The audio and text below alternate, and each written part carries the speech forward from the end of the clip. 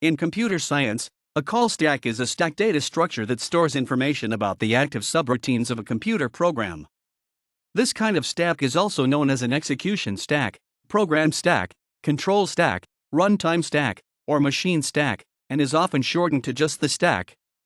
Although maintenance of the call stack is important for the proper functioning of most software, the details are normally hidden in automatic and high-level programming languages.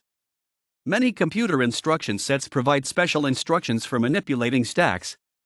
A call stack is used for several related purposes, but the main reason for having one is to keep track of the point to which each active subroutine should return control when it finishes executing.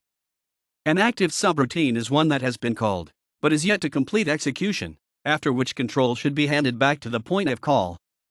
Such activations of subroutines may be nested to any level, recursive as a special case, hence the stack structure. For example, if a subroutine DrawSquare calls a subroutine DrawLine from 4 different places, DrawLine must know where to return when its execution completes. To accomplish this, the address following the instruction that jumps to DrawLine, the return address, is pushed onto the top of the call stack with each call.